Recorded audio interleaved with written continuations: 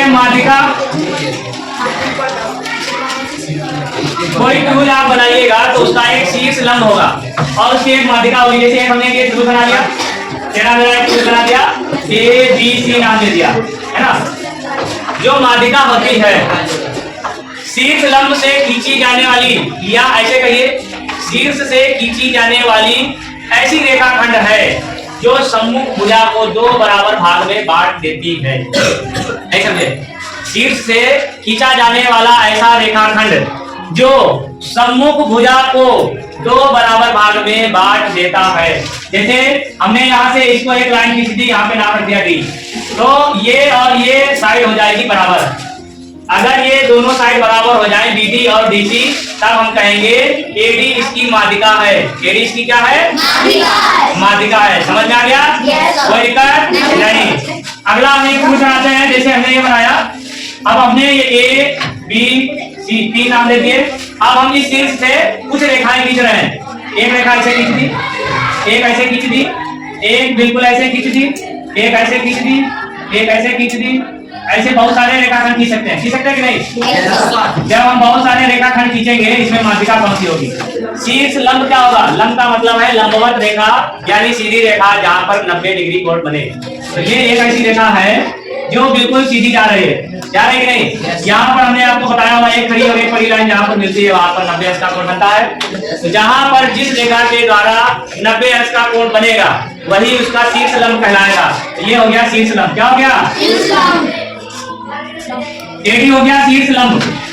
समझ गए? और इसको परपेंडिकुलर है किस पर? बीसी पर, यानी इस पूरी भुजा पर ये लंबवत है रेखा। समझ में आ गया? कोई दिक्कत नहीं। और ऐसा रेखाखंड जो दो बराबर भागों में बांट दे, ये मान लीजिए ई है, तो जितना ये बी और ई होगा उतना ही ई और सी होगा, उसे ही कहेंगे माध्यिका। उसे ही क्या कहेंगे? माध्यिका। कोई दिक्कत? समझ में आ गया? तो शीर्ष लंब क्या होगा? मान लीजिए एक हमने ये त्रिभुज खींचा, अब इसको शीर्ष लंब हमको नहीं पता कैसे होगा। इसका शीर्ष लंब यानी इसकी ऊंचाई क्या होगी, कैसे जानेंगे?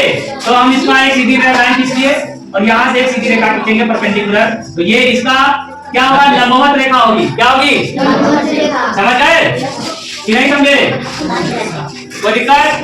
लंबवत रेखा यानी उसकी ऊंचाई, यानी उसकी क्या ऊंचाई। किसी भी त्रिभुज की ऊंचाई ज्ञात करना, मान लीजिए इसकी ऊंचाई ज्ञात करना, तो इसमें कोई सीधी रेखा खींच सकते हैं? इस शीर्ष से कोई सीधी रेखा खींचेगी? नहीं खींचेगी। तो हमको बिल्कुल सीधी रेखा खींचना होगा, तो ये इसकी ऊंचाई बनेगी। ये क्या बनेगी? आ गया समझ में? यही प्रॉब्लम। माध्यिका क्या है? सम्मुख भुजा को दो बराबर भागों में बांटने वाला रेखाखंड। समझ गए? शीर्ष से खींचा गया रेखाखंड जो सम्मुख भुजा को, यानी ऊपर से खींचे, इस वाली भुजा के दो बराबर भाग कर दिए। मान लीजिए एक त्रिभुज ऐसे बनाते हैं, ए बी सी। हमने एक रेखाखंड खींचा, ये बी पर मिलता है, इसको बराबर भाग में बांट दिया। एक इधर से खींचेंगे तो ये भी, इसको दोनों को बराबर भाग में बांट दिया। एक रेखाखंड इधर खींचेंगे, इसको भी बराबर भाग से बांट दिया। तो एक त्रिभुज में अधिकतम 3 माध्यिकाएं खींची जा सकती हैं। कितनी? 3। किसी भी त्रिभुज में अधिकतम 3 माध्यिका खींची जा सकती है। कोई एक खींचे, दो खींचे, तीनों खींच सकता है। आया समझ में? कोई दिक्कत है इसमें? नहीं है ना? ठीक है। तो ये माध्यिका हो गई, आप जान गए। माध्यिका में ये भुजा इसके बराबर हो जाती है। और शीर्ष लंब में क्या होता है? जो लंबवत मिलती है रेखा, जैसे ये लाइन हम इसमें खींच देते हैं, ये बिल्कुल 90 डिग्री पर मिल रहा है, तो ये इसका शीर्ष लंब कहलाएगा। कोई दिक्कत? सबके समझ में आ गया? तो हम लोग अपना एक्सरसाइज पर चलें। ठीक है, अब आप लोग एक्सरसाइज निकाल लीजिए, ठीक है ना? और अब हम लोग 6.1, इसमें कोई नोट करने वाला है नहीं, मैं लिखवा दूं क्या माध्यिका का?